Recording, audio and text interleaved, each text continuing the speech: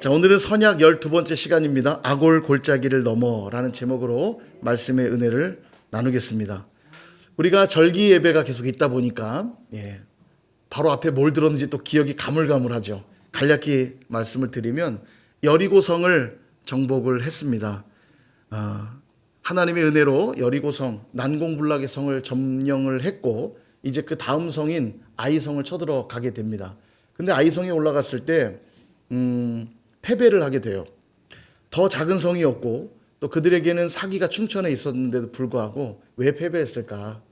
그 이유는 분명합니다. 두 가지인데, 하나는 하나님이 싸워주시지 않았기 때문입니다. 자신들의 힘으로 싸웠기 때문이죠. 여리고성이 난공불락의 성인 거 맞습니다. 그러나 그 성이 무너졌던 것은 이스라엘 백성들의 힘, 그들의 군사적인 뛰어난 전략, 그런 것들이 승리를 가져다 준 게 아니었거든요. 하나님이 그들에게 승리를 준 것인데 그걸 잊어버리고 자신들의 힘으로 나아가니까 지게 된 겁니다. 두 번째 이유는 하나님의 뜻에 순종하지 않았기 때문입니다. 그들 안에 죄가 들어왔기 때문이죠. 그럼 어떤 명령에 불순종했는가? 여리고성을 점령하고 나면 반드시 여리고의 모든 것들을 헤렘하라는 명령을 줬습니다. 헤렘이 뭐냐면 하나님께 온전히 바치란 얘기거든요. 불태우라고 했습니다. 마치 제사할 때 제물을 불태워 드리듯이 여리고의 모든 것들을 불태워 헤렘하라, 그렇게 명령하셨는데, 아간이라고 하는 자가 몰래 시날산의 아름다운 외투 한 벌과 금덩어리 은덩어리를 숨겨요. 시날산의 아름다운 외투는 지금으로 하면 이태리 모피 외투 정도 될 겁니다. 아주 고급, 정말 여리고산 최고의 명품 옷. 탐이 났겠죠. 숨기게 되고, 이 일로 하나님이 그들과 함께 하시지를 않습니다. 죄가 있는 곳에 하나님은 함께 하실 수 없거든요. 그러니까 하나님이 함께 하지 않는 그 전쟁은 패배할 수밖에 없던 겁니다. 그래서 바로 앞전에 말씀드렸던 게 온전함이 승리의 비결이라는 말씀을 제가 드렸죠. 하나님은 우리에게 완전함을 요구하시지 않아요. 어차피 우리는 완전할 수가 없거든요. 그러나 온전하라고 말씀하십니다. 온전함이 뭐냐? 처음 상태로 돌아가는 거예요. 우린 처음부터 지음받은 상태가 어떤 상태였냐면 하나님을 의지해야만 살아갈 수 있는 존재로 지음받았거든요. 하나님이 함께 하시는 자리로 돌아갈 때, 그분과 동행하는 자리로 돌아갈 때 우리는 승리할 수 있는 것입니다. 구원받을 수 있고 생명을 누릴 수 있는 거죠. 8분 능선까지 왔다고 그래서, 고지가 저 앞에 보인다고 그래서 끝난 싸움이 아닙니다. 마지막 그 꼬린 지점에 들어갈 때까지 하나님을 의지하고 그분의 말씀에 순종하는 것만이 축복받고 은혜를 누리는 유일한 길인 줄 믿으시기를 주님의 이름으로 축원드립니다. 자, 이제 오늘 본문은 그렇게 아이성에서 패배한 다음 패배의 충격을 안고 하나님 앞에 엎드려 탄식하고 있을 때 하나님이 말씀하십니다. 누구의 죄로 이렇게 되었는지를 지적을 하십니다. 여러분, 하나님은 결코 죄를 가벼이 여기시는 분이 아니세요. 아이성에서 패배하도록 하셨으면 됐지, 또 굳이 불러서 죄 지은 자를 찾아내시다니, 하나님 뭐 이렇게 깐깐하시나? 하나님 왜 이렇게 뒤끝이 장렬하시나? 하나님 뭐 집착성이 있으신 거 아니야? 그렇지 않습니다. 굉장히 중요한 문제인데, 약속의 땅을 취하기 위해서는 가나안 땅을 전쟁에서 승리해야 되죠. 가나안 백성들을 무찔러야 합니다. 승리하기 위해서는 누가 필요하냐면 하나님이 계셔야 돼요. 근데 이 하나님은 거룩하신 분이셔서 죄가 있다면 함께 하실 수가 없는 분이십니다. 그러므로 죄를 반드시 정리하고 체결해야만 하나님이 그들 가운데 거할 수 있는 거예요. 그런 점에서 이스라엘 백성들이 싸워야 될 대상은 가나안 족속들이 아닙니다. 이스라엘 백성들이 싸워야 될 대상은 바로 죄예요. 죄. 거룩함을 깨뜨리는 죄. 히브리서 표현대로라면 죄와 피 흘리기까지 대항하여 싸워야 한다고 성경은 말씀하고 있는 겁니다. 그래서 죄에 대해서는 우린 타협해서도 안 되고 눈 감아서도 절대로 안 된다는 것입니다. 근데 우리는 어떠냐면요, 잘한 일들에 대해서는 강조하고 또 강조하고 또 확인하고 또 확인하고 싶어 하면서도 불리한 것들, 특히 죄에 관한 것들은 가볍게 넘어가려는 경향이 있어요. 소위 퉁친다고 그러죠. 퉁친다. 죄를 외면하지는 않아요. 다들 죄를 어느 정도는 인정하지만 죄를 자꾸 지적받고 싶지 않기 때문에 적당히 퉁치려는 경향이 있어요. 아이성에서 패배하면 됐지, 죄 때문에 패배했으면 됐지, 그걸로 퉁치시죠. 이런 심리가 우리 안에 있단 말이죠. 그러나 죄를 퉁치는 식으로 해결해서는 안 됩니다. 내가 지은 죄가 무엇인지, 또 그 죄를 어떻게 해결해야 하는지를 정확히 알지 못하면 이후에 똑같은 상황에서 또 똑같이 죄를 지을 수밖에 없기 때문에 반드시 해결해야 돼요. 여러분, 죄는 실수로 우연히 짓는 것이 아닙니다. 죄는 반복적으로 짓기 때문에 죄거든요. 그렇기 때문에 죄의 패턴들을 발견하는 거 굉장히 중요합니다. 대부분은 자기가 어떤 패턴 속에 죄를 짓고 있는지 잘 몰라요. 옆 사람들은 그게 보이는데 자기는 잘 모릅니다. 잘 보십시오. 지각하는 분이 계속 지각하고요. 게으른 사람이 계속 게으르고요. 희한합니다. 그죠? 봉사하는 사람만 또 봉사해요. 보면요. 이게 사실은 패턴이에요. 잘 들여다보면 그때그때마다 내 안에 그에 적합한 이유와 핑계를 댈 뿐이죠. 그래서 죄를 잘 확인하지 않으면 죄를 정리하는 게 참 쉽지가 않아요. 운동선수들이 슬럼프에 빠지면 그들에겐 이게 밥벌이고 밥 먹고 하는 일이 운동입니다. 전문가들이에요. 프로이죠. 근데도 운동선수들이 슬럼프에 빠지기도 합니다. 전문가인데도 슬럼프에 빠져요. 그러면 어떻게 하냐? 처음으로 돌아갑니다. 처음 자세로 돌아가고 기본기를 다시 다져요. 왜냐하면 작은 차이 때문에 슬럼프에 빠지는 거거든요. 매일 운동하는 선수가 뭐가 그렇게 틀어짐이 있겠어요. 근데 그 작은 틀어짐이 슬럼프에 빠지게 되고 자기 실력을 마음껏 발휘하지 못하게 되기 때문에 처음으로 돌아가서 작은 교정들을 만들어내야 되는 겁니다. 그게 실력인 거죠. 그래서 악마는 디테일에 있다 이런 말이 있습니다. 여러분 사단이 엄청난 핵미사일로 우리를 위협할 것 같습니까? 전혀 그렇지 않아요. 아주 작은 것, 이 정도는 괜찮겠지 하는 것들로 조금씩 우리를 잠식해 가는 겁니다. 이게 무서운 거예요. 교회를 죽어라 못 가게 해보세요. 죽어라 못 가게 하면 가고 싶어져요. 근데 교회 가. 다음 주부터. 그래, 다음 주엔 꼭 가야지. 그리고 오늘을 빠지잖아요. 다음 주도 간다는 보장이 없습니다. 그렇게 물들어 가는 거예요. 그래서 악마는 디테일에 있는 겁니다. 큰 오류에서 넘어지는 게 아니라 아주 작은 틀어짐에서 넘어지는 거거든요. 댐이 무너지는 이유가 뭘까요? 미사일이 날라와서 미사일이 폭파해갖고 댐이 무너지는 건 괜찮습니다. 왜 무너지는지 이유가 명확하기 때문에 문제가 없어요. 근데 문제는 뭐냐면 작은 균열부터 댐이 무너짐이 시작되거든요. 그럼 나중에 이 작은 균열, 보이지 않는 작은 균열이 댐을 무너뜨리게 되면 그 다음에 또 댐을 지을 때 원인이 뭔지 모르기 때문에 또 무너지고요. 더 중요한 건 원인이 뭔지를 알 수가 없어요. 이 작은 균열을 찾아내지 않으면. 댐을 계속 세우면 세우는 족족 넘어지게 되는 겁니다. 그래서 이 작은 디테일을 찾는 것이 너무 중요한 거죠. 하나님 그걸 아시기 때문에 죄의 문제를 가벼이 여기지 않습니다. 죄를 정확히 찾아내고 회개하여 해결하도록 하신다는 거예요. 그래야 그 공동체에 하나님이 함께 하실 수 있고 그들에게 약속한 축복과 은혜를 부어주실 수 있기 때문입니다. 그러므로 사랑하는 여러분, 죄가 있다면 그냥 덮어버리거나 가볍게 넘어가서는 안 됩니다. 퉁쳐서도 안 돼요. 다들 그렇게 사는데 뭐 이쯤 했으면 됐지 뭐 내가 뭘 그렇게 잘못했다는 거야? 그 정도로 눈 감아 버리시면 안 된다는 거예요. 조금 아프지만 죄를 확인하고 회개하는 것이 유일한 승리의 길이고 약속하신 축복을 누리는 길이라는 걸 기억하셔야 합니다. 왜냐하면 하나님이 함께 하셔야만 그 일이 가능하거든요. 마치 큰 수술이 필요한 환자가 수술이 두렵다고, 배를 가르는 게 두렵다고 수술을 피하게 되면 병을 절대 고칠 수 없죠. 몸 안에 얌덩어리가 전이 되고 번져나가면 그거야말로 죽음을 향해 가는 길입니다. 그러므로 오늘도 우리의 영적 환부를 주님께 드러내고 진정한 치유를 경험하는 저와 여러분 되시기를 주님의 이름으로 축원드립니다. 자, 그러면 이제 우리도 심판의 아픔을 넘어서 이 아골골짜기를 넘어서 은혜의 약속의 땅을 향해 나아가야 되니까 그 아골골짜기를 어떻게 넘어갈 수 있는가 세 가지로 좀 본문을 통해 정리하고자 합니다.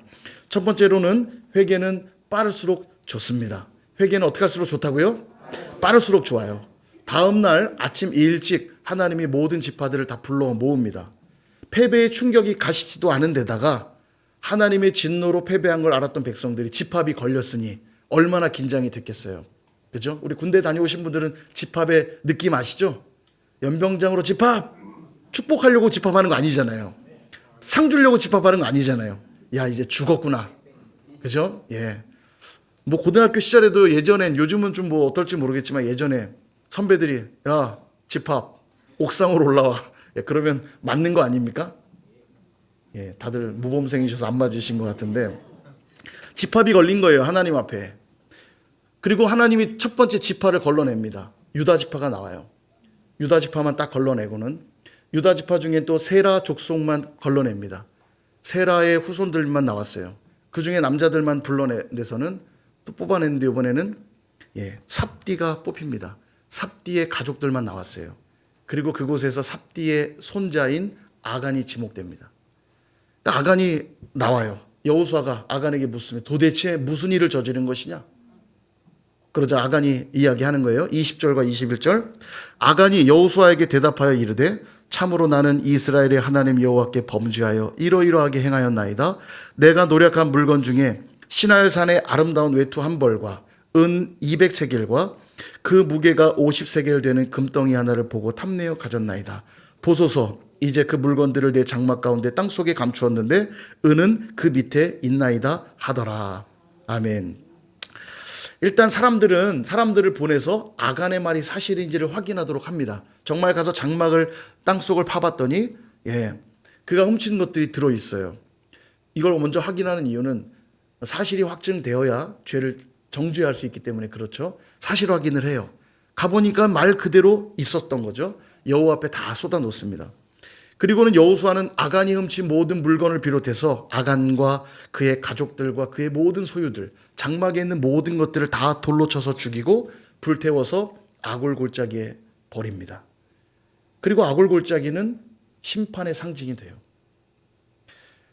아니 여러분 좀 이상하지 않습니까? 아까 아간이 했던 고백을 잘 생각해 보면 내가 범죄하였나이다. 그리고 자기의 죄를 솔직하게 다 털어놨잖아요. 외투도 훔쳤고요. 금덩어리도 훔쳤고 은덩어리도 훔쳐서 땅속에 다 묻어놨습니다. 죄송합니다. 잘못했습니다 했죠. 그러면 회개한 것 아니냐 하는 거죠. 회개한 게 아닌가. 근데 여러분 이미 때가 늦었습니다. 여러분 회개는 아무 때나 할 수 있는 것이 아닙니다. 회개는 내가 하고 싶을 때 하는 그런 선택사항이 아니에요. 회개나 한번 해볼까? 그런 게 아닙니다. 생각해보세요. 용서는 내가 하는 게 아니잖아요. 받는 사람이 허락해야 용서가 되는 거 아닙니까? 근데 잘못한 사람이 말하는 거예요. 내가 진심으로 회개했는데 당신 왜 용서 안 해주는 거야? 그래도 되는 거야 당신? 라며 큰 소리 칠 수 있나요? 황당하죠. 상대가 용서해 주지 않으면 어떻게 해야 됩니까? 10번이고 100번이고 계속 용서를 구해야 되는 것이 죄를 지은 사람의 태도 아닙니까? 그죠?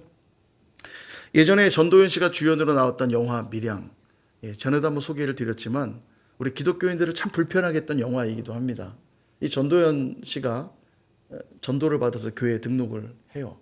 그리고 신앙생활은 조금씩 삶의 즐거움을 찾기 시작합니다. 재밌어요. 성도들을 알아가고 교제하면서 점점 즐거움을 찾고 있을 즈음 야유회를 가는데 그 야유회에서 우리 장로가 겁탈을 하게 되죠. 너무 큰 충격을 받습니다. 그리고 그 사실을 알게 된 교인들이 알게 되고 그것이 문제가 돼서 이 장로가 감옥에 갑니다. 근데 이제 계속 상처가 있는 거잖아요, 이 여인이. 근데 교회에 올 때마다 메시지가 그래요. 형제를 용서해야 합니다. 하나님 우리를 용서하셨듯 형제를 용서해야 됩니다. 이 주인공이 고민을 하다가 도저히 용서가 안 되지만 자꾸 용서를 하라 하니 어떻게 해야 되나 고민하다가 일단 한번 그를 찾아가 봐야겠다 생각합니다. 뭐 만나야 용서도 받고 용서도 할 거 아닙니까? 찾아가요. 감옥으로. 면회를 신청합니다. 근데 이 장로가 딱 나오는데 어떤 표정으로 나와야 됩니까? 미안하고 송구하고 지난날의 잘못을 뉘우치는 표정으로 아이고 자매님 제가 전에 정말 참 부끄럽네요. 상처 많이 받으셨죠. 이렇게 좀 이런 태도로 나와야 되는데 너무너무 평안하고 기쁜 표정으로 나와서는 자매님 하나님이 나의 죄를 다 용서하셨습니다. 나는 이제 자유합니다. 나는 이제 평안합니다. 스스로 면죄부를 준 그 모습 보면서 자기는 아직 용서가 안 됐는데 자기는 피해자로서 아직 용서하지 않았는데 자기는 이미 용서받았다면서 자유한 모습을 보고 그 길로 교회를 떠납니다. 신앙을 잃어버려요. 기독교인들이 참 불편하게 했던 영화인데 사실 직시해야 됩니다. 우리가 하나님 앞에 이 장로처럼 굴 때가 있어요. 스스로 하나님은 용서할 마음도 없는데 자기 생각에 적당히 스스로에게 면죄부를 주면서 그렇게 하나님 앞에 반응할 때가 있다는 거예요. 우리 속담에 떡 줄 사람은 생각도 않는데 김치국부터 마신다 이런 말이 있죠. 죄를 지은 자는 용서해 준 분의 긍휼을 의지하는 것 외에는 할 수 있는 일이 없는데 그분의 긍휼과 자비를 당연하게 여겨서 진심으로 회개하기는커녕 적당히 퉁치고 넘어가려는 그런 경향들이 있다는 말이에요. 에이, 하나님도 다 이해하실 거야. 하나님이 다 넘어가 주실 거야. 그럴 수 있나요? 보세요 여러분, 아간이 하나님 앞에 죄인이라는 지적을 받기 전까지 몇 번의 기회가 있으나 다시 한번 곱씹어 보십시오. 모든 지파들을 집합을 걸었죠. 그러면 죄가 있는 사람이라면 불편했을 거예요. 야, 이거 나 걸리는 거 아니야? 얼마나 심장이 뛰었겠어요. 그죠? 하나님이 지금 집합을 걸었잖아요. 우리도 이제 군대나 뭐 학교에서 그런 경우 있죠. 잘못한 놈들 나올 때까지 한다. 안 나와. 그래도 안 나와. 올라가 책상에. 그래도 안 나와. 다 경험 있으시잖아요. 그죠? 니네 다 맞는다. 그래도 안 나와. 이거 유리 누가 깼어. 빨리 나와. 근데 아무도 안 나오면 다 맞는 거잖아요. 그죠? 지금 모든 지파를 모이게 했어요. 아간이 죄가 있다면 이때라도 나와 회개했어야죠. 12지파 중에 유다 지파만 콕 집었습니다. 자기가 유다 지파니까 이거 점점 목죄에 오네. 지금이라도 나갔어야 됐어요. 근데 안 나갑니다. 유다 지파 안에서 세라 족속이 뽑혔습니다. 어이구 이거 우리 집안이 또 이거 나오네. 예. 근데 왜 안 나가고 있을까요? 점점 목죄에 왔을 텐데 왜 안 나가고 있을까요? 아마도 그의 생각은 혹시 나 말고 다른 사람의 죄일지도 모르니까 안 걸리면 넘어가야지. 그런 생각하지 않았겠어요? 그게 아니라면 어떻게 목 졸리는데 그 계속 있어요. 빨리 나와야죠. 근데 이번에는 삽디의 가족이 뽑힌 겁니다. 정말 이제는 직계 가족들 딱 나온 거예요. 이때라도 나와야죠. 근데 여기서도 나오지 않습니다. 그리고 삽디의 가족 중에 삽디의 손자인 아간을 정확히 지목하니까 그제서야 나와서 제가 범죄하였나이다. 제가 이러이런 걸 훔쳤나이다. 그렇게 말하고 있던 거예요. 사랑하는 여러분, 회개는 때가 있어요. 아무 때나 회개를 선택할 수 있는 것이 아닙니다. 마지막 심판의 날이 되면 주님 모두에게 물으실 겁니다. 근데 그때서야 죄를 고한다면 그때는 이미 늦은 거라니까요. 마지막 심판의 그 심판대에서 죄를 고하는 건 회개가 아닙니다. 그때 죄를 고하는 건 형벌을 받기 위해 죄를 확증하는 시간이기 때문에 여러분 재판장 가보십시오. 마지막에 그 죄인이 어떤 죄를 짓는지 죄의 근거, 법의 근거에서 죄를 읊죠. 인정하십니까? 물어보면 예, 인정합니다. 그러면 형벌을 내려요. 뭐 3년형에 처한다. 그거는 회개의 고백이 아니에요. 죄를 형벌하기 위한, 죄를 확증하기 위한 고백일 뿐입니다. 옛날 조선시대 사극 보세요. 내 죄를 내가 알렸다. 이거는 뭐예요? 이미 죄가 드러난 상태에서 네 빨리 시인해. 시인해야 끝나니까. 그 말입니다. 내 죄를 알렸다. 그럼 죽을 죄를 지었나이다. 그러면 곤장 100대를 쳐라. 이렇게 되는 거 아닙니까? 곤장 100대에만 너무 집중하지 마시고요. 예, 제 회개에 대한 내용들을 생각하셔야 돼요. 주님이 마지막 심판 때도 내 죄를 알렸다 물으시는데 예 주님 저희는 죄인입니다. 불쌍히 여겨주십시오라고 할 때는 이미 늦었다라는 거예요. 이미 때늦은 후회입니다. 그저 슬피 울며 이를 감만 있을 거예요. 로마서 2장 4절에서 5절에 보면 이런 말씀이 있습니다. 혹 네가 하나님의 인자하심이 너를 인도하여 회개하게 하심을 알지 못하여 그의 인자하심과 용납하심과 길이 참으심이 풍성함을 멸시하느냐. 다만 내 고집과 회개하지 아니한 마음을 따라 진노의 날 곧 하나님의 의로우신 심판이 나타나는 그날에 임할 진노를 내게 쌓는도다. 아멘. 오늘 내가 죄를 지었음에도 바로 심판받지 않는 이유는 하나님의 인자하심과 용납하심 때문입니다. 그분의 인자심과 용납하심의 풍성함 때문이에요. 내가 죄가 별로 없거나 의롭기 때문이 아닙니다. 그런데도 회개하지 않는 것은 하나님의 인자와 용납하심의 풍성함을 멸시하는 행동이라는 거예요. 아까 자비와 긍휼은 당연한 게 아니라고 그랬잖아요. 정말 죄를 져보세요. 정말 눈물 콧물 쏟으면서 하나님 정말 제가 죄인입니다. 하나님의 용서가 없다면 용서받지 못하는 거 알기 때문에 간절하고 절박하게 회개하는 것이 정상이지 않습니까? 그런데 고집과 회개하지 않는 마음으로 그냥 있는다면 그는 진노를 쌓아두는 것일 뿐이다 말씀하고 있는 것입니다. 아직 기회가 있을 때 회개함으로써 거룩한 주의 백성들 다 되시기를 주님의 이름으로 축원드립니다. 두 번째는 죄는 핑계할 수 없다는 거예요. 아골골짜기를 넘기 위해서 죄를 핑계하지 않아야 합니다. 아간이 죄를 토해놨죠. 그의 고백을 다시 한번 볼까요? 21절. 그가 훔친 얘기, 신할산의 아름다운 외투, 읍의 은이 100세겔, 50세겔 되는 금덩이 얘기했는데 왜 그걸 훔쳤다고 말하냐면 탐내어 가졌나이다 이렇게 말합니다. 탐내어 가졌나이다. 자기가 그것들을 훔친 이유가 뭐라고요? 탐냈기 때문이라는 거예요. 여러분 죄는 실수로 짓거나 어쩔 수 없어 짓는 것이 아닙니다. 죄는 반드시 교만이든 탐심이든 반드시 뿌리가 있어요. 그걸 외면하려고 하니까 자꾸 핑계하는 겁니다. 그러나 핑계하는 것조차도 죄라는 사실을 잊으시면 안 돼요. 핑계하고 있다는 것 자체가 이미 회개할 마음이 없는 거예요. 게다가 다시 한번 21절을 보면 탐내어 가졌다는 얘기와 함께 그 훔친 물건들을 어떻게 하냐면 내 장막 가운데 땅속에 감추었다 이렇게 말합니다. 땅속에 왜 감출까요? 걸릴까 봐 감추는 거죠. 그죠? 땅속이 뭐 누가 숙성시키려고 그랬다는데 뭐 금이 숙성됩니까? 땅속에 감춘 이유 딱 하나예요. 걸리지 않으려고 그런 거죠. 그럼 죄의 의도성이 지금 확실히 드러나고 있는 겁니다. 하나님 앞에서 죄가 감춘다고 감춰질까요?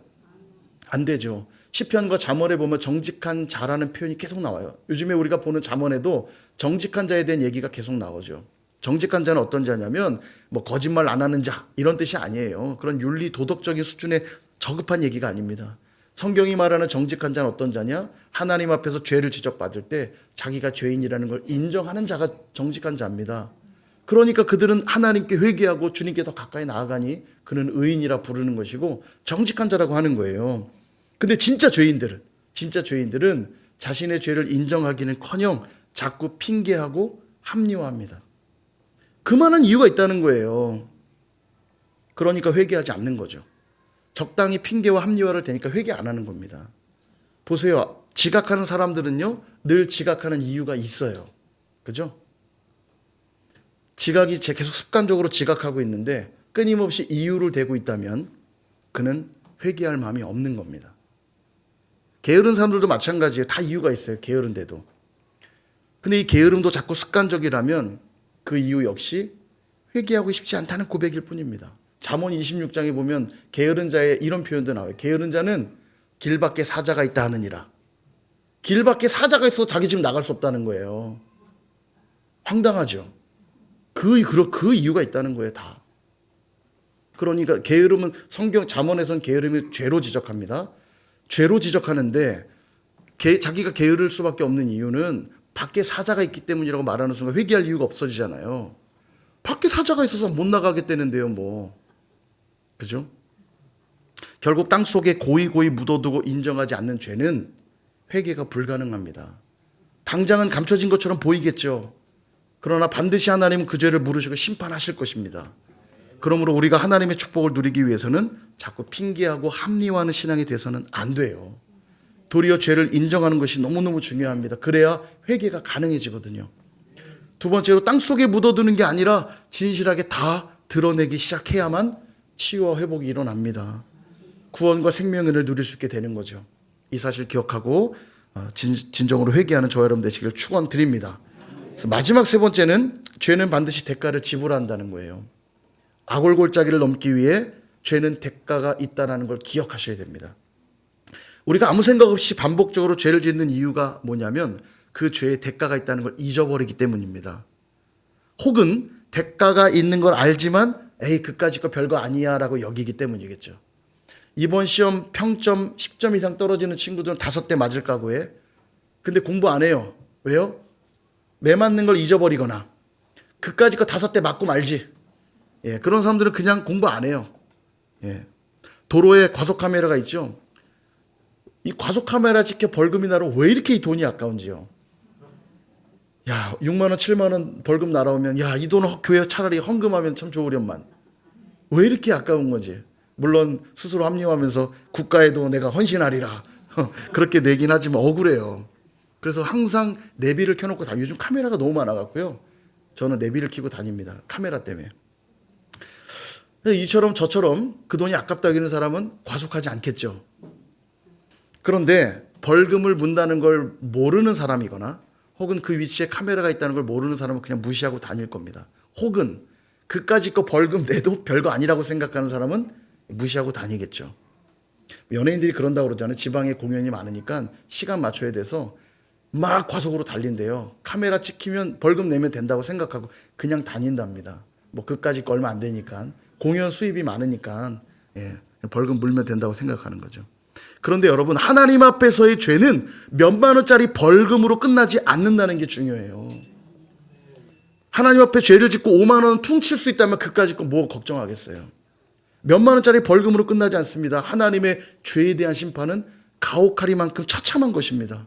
아간을 보세요. 아간이 심판을 어떻게 받습니까? 아골 골짜기에 아간만 죽은 게 아니에요. 아간의 가족들과 그가 소유했던 모든 것들과 그 장막 안에 있는 모든 것이 전부 다 돌에 맞아 죽고 불태워져서 아골 골짜기에 버려지는 겁니다.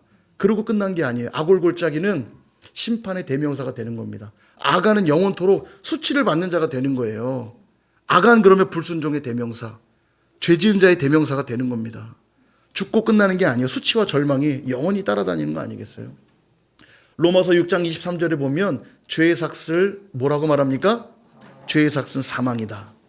여러분 이걸 육체의 죽음 정도로 이해하시면 안 됩니다. 그래 어차피 너도 죽고 나도 죽는 거 뭐 언젠가 죽는데 뭐 까짓 거. 여러분 육체의 죽음 정도를 말하는 게 아니에요. 성경은 우리의 죽음이 두 번 있다고 말합니다. 육체의 죽음과 함께 그건 첫째 사망이요. 둘째 사망이 있다고 말해요. 계시록 21장 8절에 우리 이 말씀 같이 한번 읽어볼까요? 시작. 그러나 두려워하는 자들과 믿지 아니하는 흉악한 자들과 살인자들과 음행하는 자들과 점술가들과 우상숭배자들과 거짓말하는 모든 자들은 불과 유황으로 타는 못에 던져지리니 이것이 둘째 사망이라. 아멘. 죄의 삭은 사망이라고 하는 사망은 이걸 말하는 겁니다. 이걸 앞에 막 여러 사람을 열거했지만 한마디로 말하면 죄를 지은 모든 죄인들은 불과 유황으로 타는 못에 던져지리라. 여기가 어디입니까? 잘 모르세요? 여기 어딘지 잘 모르세요? 요즘에 지옥이 없다고 말하는 사람들이 있습니다. 다 거짓말입니다. 성경은 정확히 말해요. 지옥이 있어요. 거짓 메시지입니다. 그거요.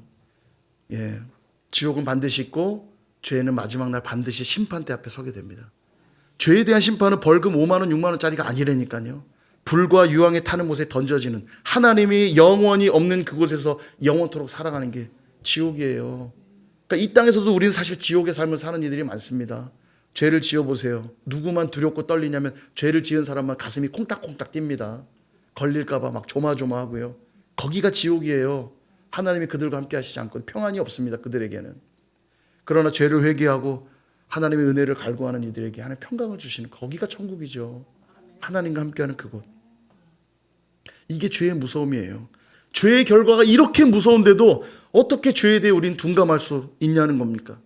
어떻게 죄를 대충 퉁치려고 할 수 있냐는 거예요. 죄의 대가가 이렇게 무서운데.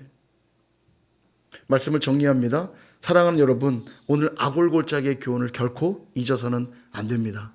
아골 골짜기를 넘어가지 않고는 약속의 땅을 누릴 수가 없어요. 하나님은 죄를 미워하실 때 얼마나 미워하시냐면 아들을 십자가에 못 박아 죽이시기까지 미워하시는 분이십니다. 이 진리를 안다면 더 이상 죄에 대해 무감각해서는 안 됩니다. 문제는 뭐냐면 이 죄를 우리의 힘으로는 해결할 수 없다는 거예요. 내가 노력해서 해결할 수 있으면 해볼 텐데 노력하면 할수록 죄의 문제가 해결되지 않습니다. 그래서 누가 필요하죠? 우리 예수님이 필요하죠.